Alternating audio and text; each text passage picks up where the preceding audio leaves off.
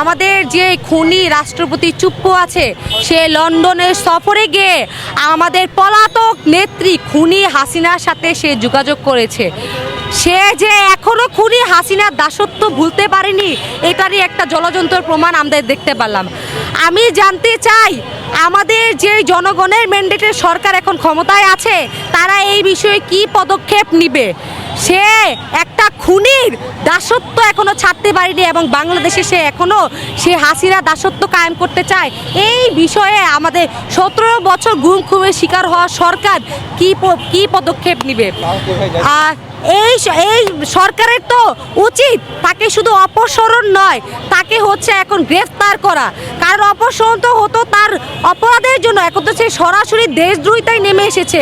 একজন দেশদ্রোহী ব্যক্তি কিভাবে এই স্বাধীন সার্বভৌম বাংলাদেশের প্রেসিডেন্ট থাকে? আমি জানতে চাই এই সরকারের কাছে, যারা সবচেয়ে বেশি গুম খুনের শিকার হয়েছিল, তারা যদি তারেক রহমান যদি তার নিজের নিরাপত্তা নিশ্চিত করতে চায়, এই খুনি চুপ্পুকে অতি দ্রুত গ্রেফতার করতে হবে এবং সে ঠিক কোন কোন উদ্দেশ্য নিয়ে হাসিনার সাথে যোগাযোগ করেছিল সেটা প্রকাশ্যে আনতে হবে। আমরা আর এই দেশে দেশ বিরোধী কাউকে চাই না, যারা এই দেশের বিরুদ্ধে ষড়যন্ত্র করবে। আমরা চাই এই ষড়যন্ত্র রুখে যাক। 17 বছর এই দেশের মানুষ অনেক নির্যাতনের শিকার হয়েছে, এখন যারা ক্ষমতায় আছে তারা সবচেয়ে বেশি শিকার হয়েছে। তাহলে কেন এত টালবাহানা করা হয় তাদের গ্রেফতারে? আমাদের একটাই দাবি, এই খুনি চুপ্পুকে, যে খুনি হাসিনা এখনো হচ্ছে দাসত্ব করে, তাকে অতি দ্রুত গ্রেফতার করা হোক। জন্যই তো গ্রেফতার এখন জোরালো করতে হবে। সে একটা মিথ্যা ছলনা নিয়ে আমাদের ধোঁকা দেবে আমাদের সরকারকে, সেটা তো হতে পারে না।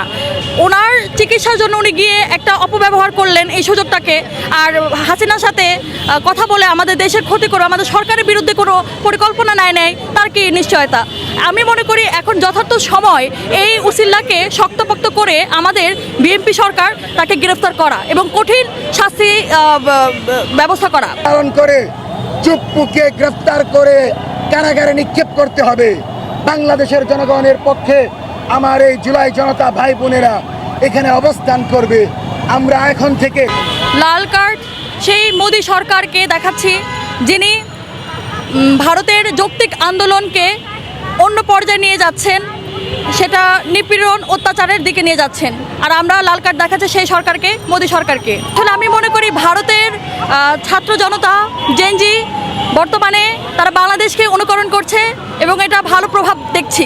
তারা প্রতিবাদী হয়ে উঠেছে এবং আমরা এটা মনে করি যৌক্তিক দাবি। কারণ জুলাই কলকাতা আমরা দেখতে পেয়েছিলাম, তারা স্লোগান দিয়ে প্রতিবাদের ভাষায় আমাদের সাথে ছিল। তাই আজ আমরা তাদের হয়ে সংহতি জানাতে আজকে আমরা এই লাল কার্ড প্রতিবাদমূলক প্রতীক নিয়ে দাঁড়িয়েছি।